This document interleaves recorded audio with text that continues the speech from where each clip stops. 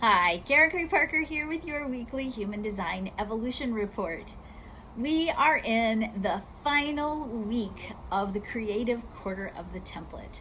The human design year is split into 4 quarters. Each quarter has a different part of the creative process for whatever it is that we are building on each calendar year. This quarter that we've been in has been all about translating divine spark, inspiration, ideas, thoughts, our connection with the muse, our inner connection to the flow of source through us. We have been putting language to this spark of divinity within us.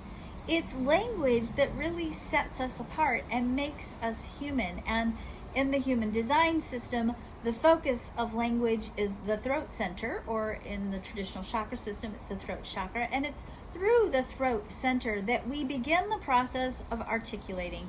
We share stories about who we are, where we've been, who we hope to be. We lead. We lead through sharing resources. We lead through giving direction to heart. We share our enthusiasm. We share our mastery. We share signals that let each other know when the timing is right for us to unify around new, innovative, common ideas. We share plans. We share new ways of thinking. We share stories. We share experience. We share our connection to source, all through the voice.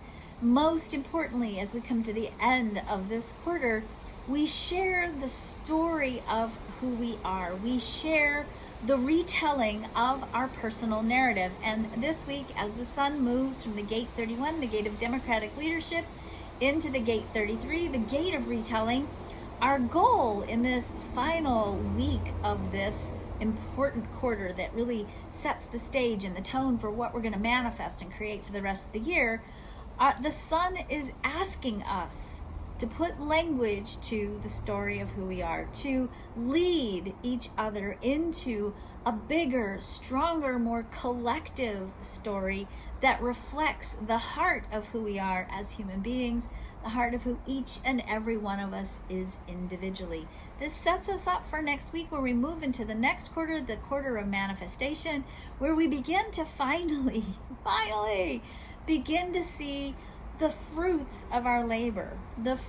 We begin to put action to the words that we've been sharing in so many interesting ways over the last couple of months. So everything that we are created, we have been talking about, every conscious conversation we've been having, every bit of inner dialogue, every aspect of our personal narrative is an important part of building a collective narrative that sets the tone and direction for where we're going. As we move into next week, the nodal themes shift, our capacity to generate new ideas, to be more inspired, expands, and our ability to really start taking action on everything we've been dreaming about for the last few months begins to solidify. So that's good news.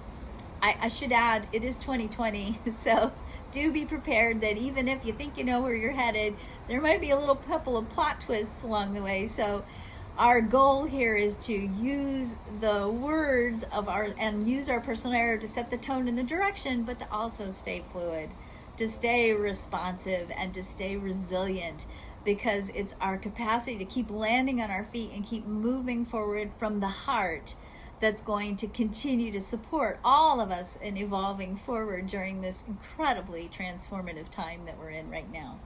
So that's the big part, the big news this week. So I certainly would say for you this week, make sure that you take some time before next week to really review, what have you been talking about the last few months? What language have you been giving to your experiences? What stories are you holding? What narratives are you telling?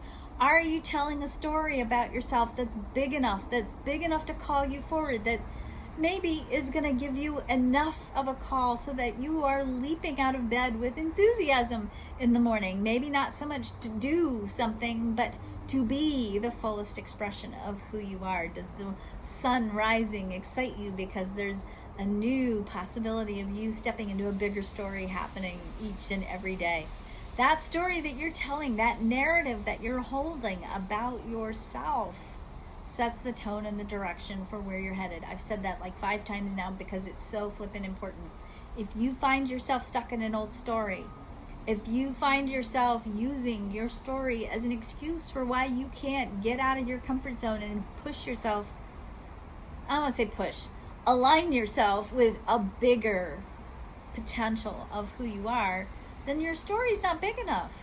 You know, it's interesting to me that when I coach people and people feel stuck and paralyzed, we always think, oh, it's because I have self-sabotage and I've got limitations and blocks. I often find that one of the biggest reasons why we get stuck is actually because we have a tendency to not tell a story that's big enough and true enough about the power of who we are. So make sure you're telling a big enough story that's going to call you forward, that's going to give you permission to go that last little bit of distance. You know, I went hiking with my daughter last week, and we did a 4.8 mile up the hill hike, and that's pretty far for her as an 11-year-old.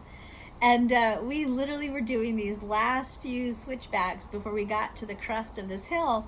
And literally on the last switchback, my daughter turned to me and she says, I'm done, I want to go home. And I said, honey, we're like right at the top, just keep going. We have a tendency to stop ourselves on that last switchback because it is sometimes a little bit challenging and you don't always know exactly where it's going to go. Having a big enough story, a story that really inspires you, can call you forward when you're on that last switchback. And it's not so much about the will and the force of being called forward and dragging yourself up the hill. It's about getting yourself up the hill so that you can look at the story you've been telling, be proud that you fulfilled it, and begin to explore how you can expand that even more. The imperative of the universe living through you is growth and expansion. And if you're not growing and expanding, you're not living.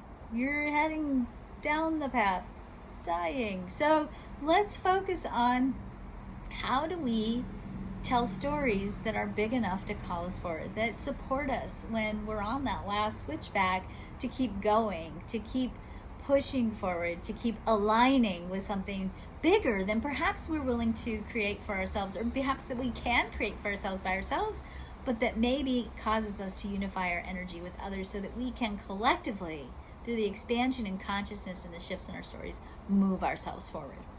That's the energy of this week in a nutshell, is the final place where we start to put language and words to divine spark so that we can begin the process of, through those words, through that language, through those stories, begin to change the nature of collective consciousness, change the nature of what we create in response to that consciousness, and expand the possibilities, expand the story of humanity in the world as it is today. So I hope you have a really good week this week. There's a lot going on, but I don't want to focus on anything else other than tell a darn good story about your life. Tell a darn good story about who you are. Tell a story that's bigger and better than anything in the past that may have kept you from living true to that story. And make sure that story you're telling, that story you're sharing with others about who you are, is a story that's really worthy of the magnificence and the power and the lovability and the value, the preciousness of who you truly are. Have a great week. I'll talk to you next week. Bye.